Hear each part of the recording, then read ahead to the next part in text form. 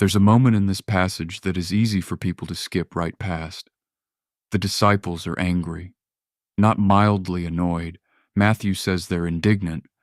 They're furious. And the thing that made them furious is a woman pouring perfume on a man's head. And Jesus looks at what they're calling waste and calls it beautiful.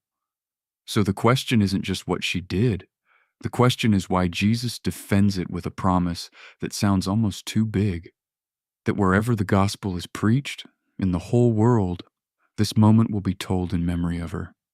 That's an enormous claim for a small, strange act.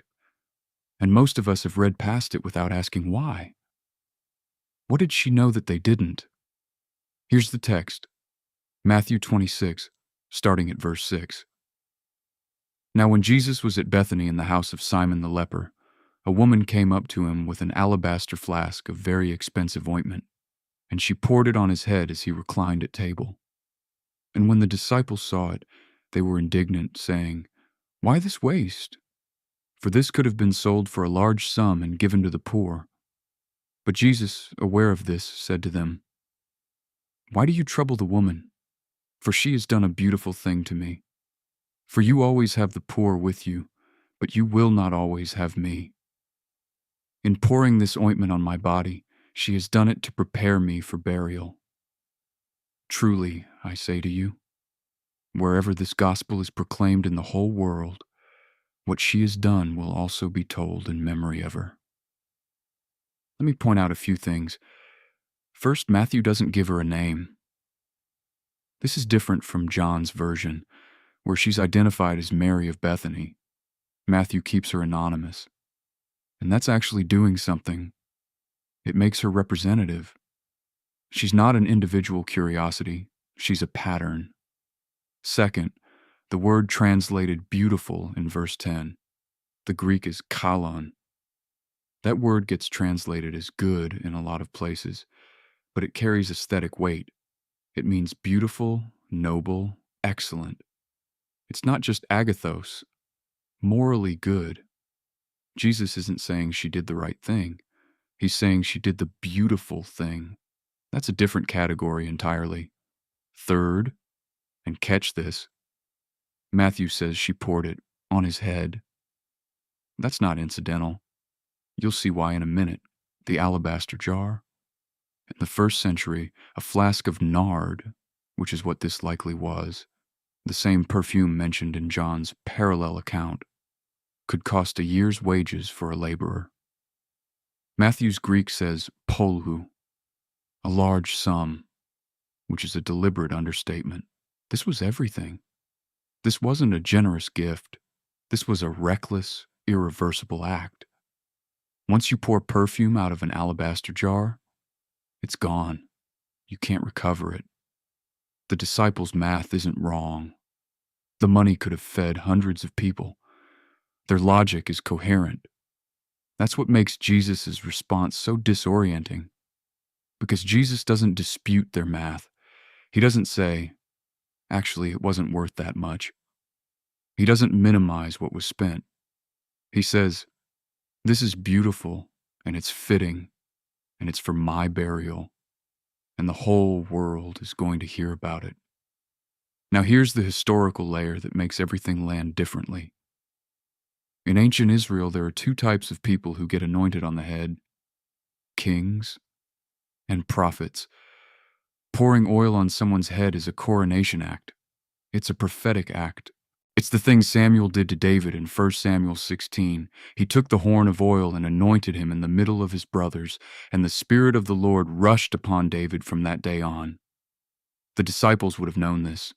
Everyone in that room would have known this. So when this woman walks in and pours expensive ointment on Jesus' head, what she's doing is anointing a king.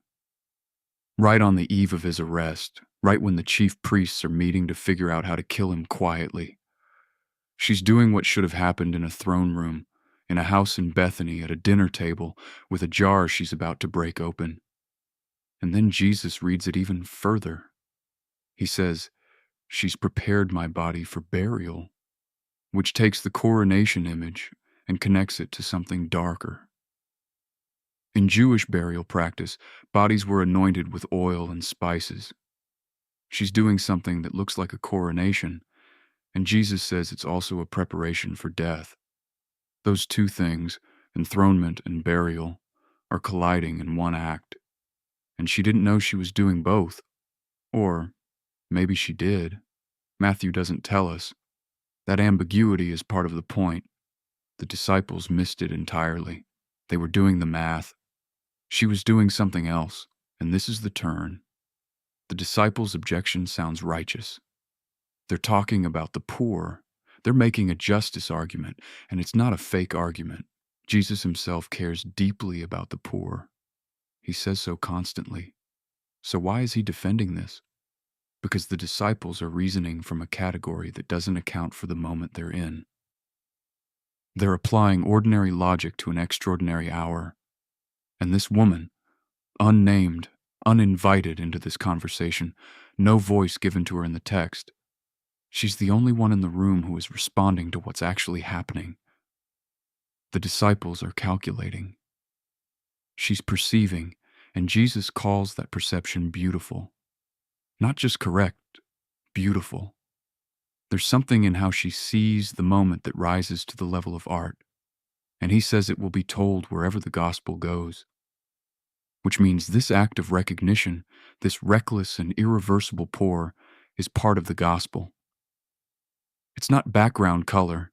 It's not a human interest story attached to the main event. Jesus says it belongs at the center of what gets told. That changes how you read the whole passage. The disciples are the ones who look faithful. They've been walking with him for years. They know the teaching on the poor. They're applying it. She's the one who looks wasteful. And Jesus reverses that verdict completely. So here's where this touches your actual life. Think about a moment when you did something that looked irrational to everyone watching. When you gave more than made sense, or said something true that cost you something, or made a choice that couldn't be undone, and that the people around you thought was a mistake. The disciples' logic is the logic of most reasonable rooms. Stay practical, be efficient, calculate the impact. And that logic is not wrong.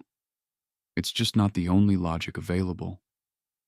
There's another kind of response to a moment, one that doesn't calculate, that perceives instead of measures, that acts from something closer to love than strategy. Jesus doesn't call that sentiment. He calls it beautiful. He says the world will remember it. The disciples were managing resources. She was responding to a person. And in this text, the second thing matters more. Not because the poor don't matter, but because this was not the moment for calculation. It was the moment for recognition. And she recognized it, and no one else did. That's the thread running through everything happening this week. The people closest to Jesus, the ones who should have seen it, they keep missing what's right in front of them. And the ones who weren't supposed to know, somehow they do. She doesn't speak a word in this passage. She just acts. And her act gets remembered forever.